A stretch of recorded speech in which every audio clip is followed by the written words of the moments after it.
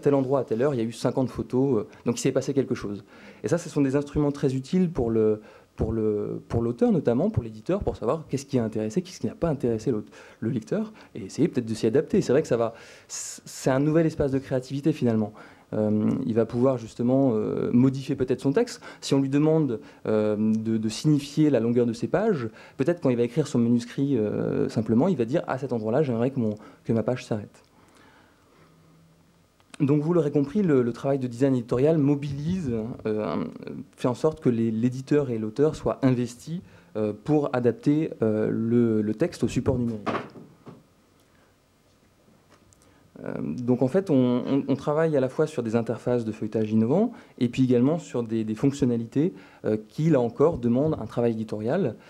Florent a évoqué tout à l'heure les questions de bilinguisme, et c'est exactement ce sur quoi on travaille, à savoir en effet la possibilité de pouvoir switcher, passer d'une langue à une autre pour toute ou partie du texte. Donc typiquement, moi si je suis un peu polyglotte, je parle un petit peu allemand mais pas trop, je vais vouloir lire le vers d'un sonnet en allemand et c'est tout. J'ai pas envie d'aller plus loin parce que je voudrais juste goûter à la version originale. Et puis on peut imaginer aussi qu'on peut envoyer un extrait de texte à un ami espagnol. Moi je ne parle pas espagnol et je peux quand même lui envoyer dans sa langue un extrait du texte. Donc ça c'est quelque chose qui est permis.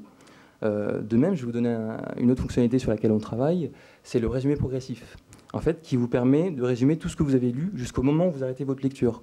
On ne vous révèle pas la fin, on ne vous dit pas qui a été l'assassin si c'est un polar, mais on vous dit voilà, tout ce qui s'est passé avec éventuellement des fiches personnages qui définissent les traits de caractère d'un personnage. Et donc tout ce travail-là, que ce soit pour le multilinguisme ou pour le résumé progressif, ce n'est pas fait par les machines, fort heureusement. C'est un travail de traducteur littéraire, d'assistant d'édition. Donc on est vraiment dans une démarche d'accompagnement de l'éditeur pour une édition